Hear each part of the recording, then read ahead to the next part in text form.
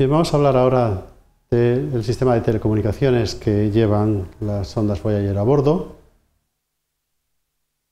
Los elementos principales son las antenas y los transmisores y receptores.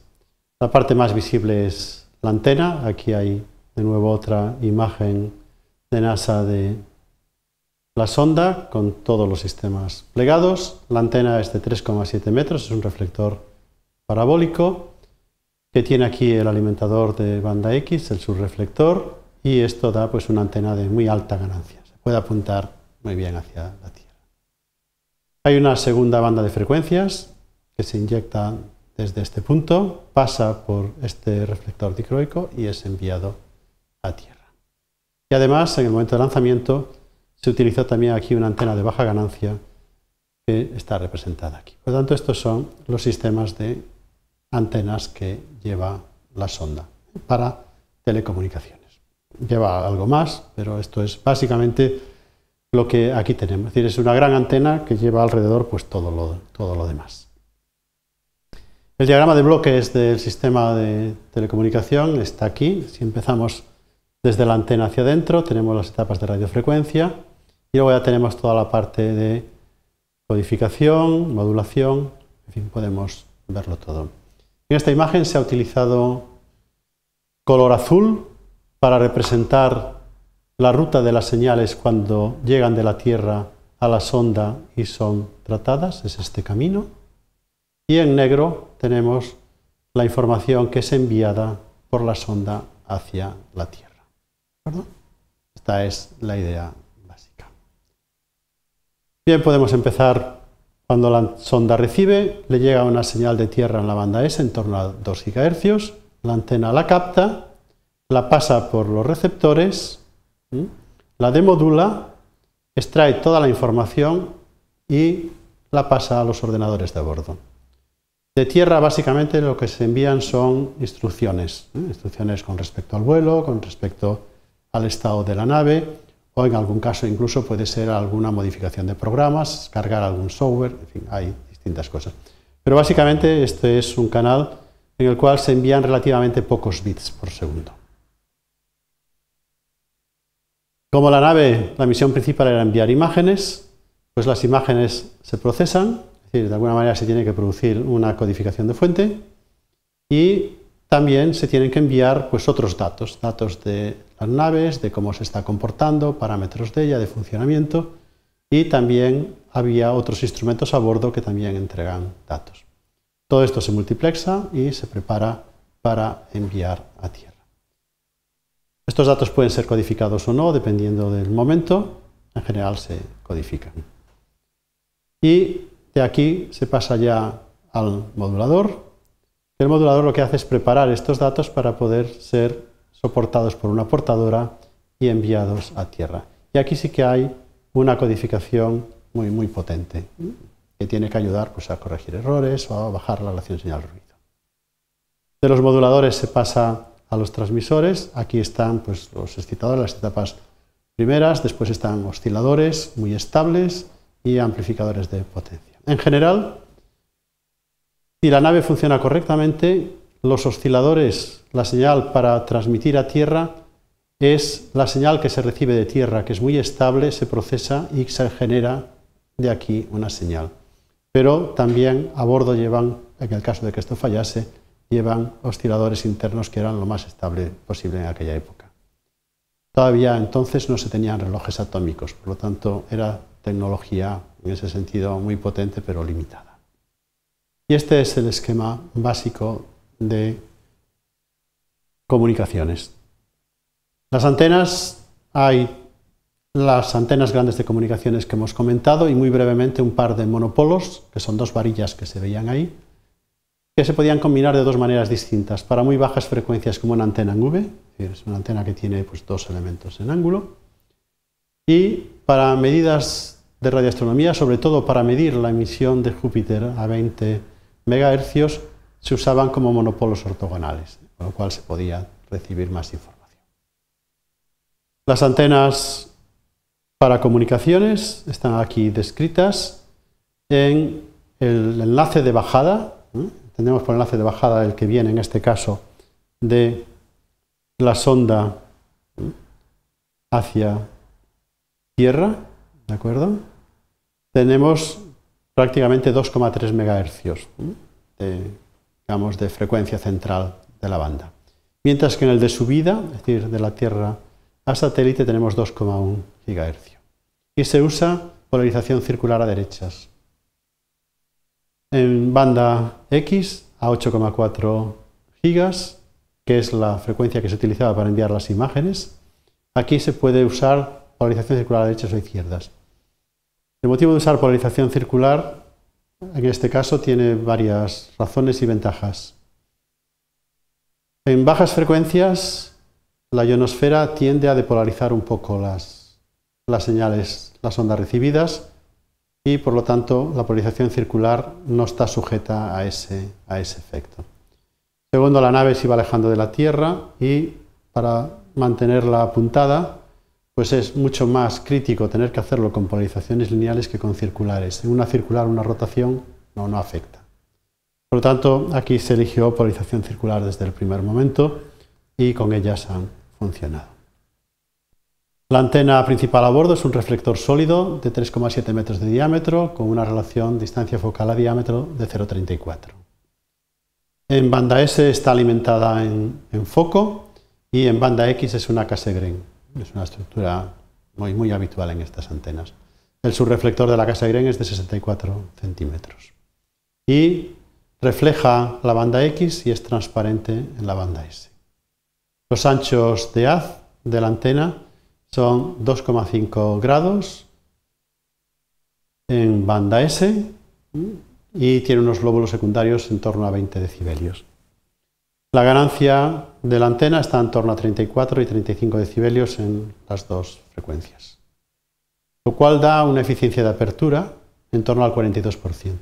La eficiencia de apertura es una cifra que de alguna manera mide cuánto de bien utilizamos la superficie de la antena, y es la relación entre el área efectiva de la antena y el área física del reflector. En banda X el ancho de haz es menor, 0,6 grados, los lóbulos son algo más bajos y la ganancia está en torno a 48 dB, y aquí ya usamos mucho más eficientemente la apertura, llegamos al 62%. Los transmisores son tubos de onda progresiva, tanto en banda S como en banda X, y en espacio, como hay que dotar siempre a los equipos de mucha redundancia, lo normal es que los elementos críticos estén duplicados, haya dos de cada. En este caso lo que hicieron fue probar en aquel momento una nueva tecnología que eran los amplificadores de estado sólido, y aquí es la primera vez que se embarcan. El tubo de onda progresiva en banda X generaba en dos modos posibles de operación 29 vatios y 9,3 dependiendo del estado, pero con una eficiencia que aquí está descrita en torno al 30%. Eso quiere decir que para radiar 30 vatios, pues prácticamente necesitaba 100 vatios de alimentación de continua. Y era todavía más bajo en estos primeros amplificadores de estado sólido. Para la banda X, pues estamos más o menos en el mismo nivel, 20 vatios, 12 en los dos modos de operación y la eficiencia en el mismo orden de magnitud. Como había una limitación por razones térmicas de disipación, si se transmitía o se transmite a máxima potencia en este modo, aquí solo se puede transmitir a baja potencia y al revés. Por lo tanto, no se podían utilizar simultáneamente los modos de alta potencia. Y para simplificar y evitar problemas, lo que hicieron en cuanto a redundancia fue lo siguiente. Los dos tubos de onda progresiva, es decir, los dos transmisores de banda X, se conectaban directamente a las antenas para no tener que poner conmutadores o interruptores o rutas para poder dirigir las señales. Y entonces, de hecho, lo que hacían o lo que se hace es uno de los transmisores alimenta la polarización circular a derechas y el otro alimenta la polarización circular a izquierdas. Y ambos pueden operar en este sentido de un modo intercambiable sin ningún problema. Los receptores son receptores en este caso superheterodinos, muy estables, y son capaces, para poder generar la señal de portadora para el canal descendente, son capaces de funcionar correctamente si hay una señal presente en la antena, en los bornes de la antena de la sonda de menos 152 dBm.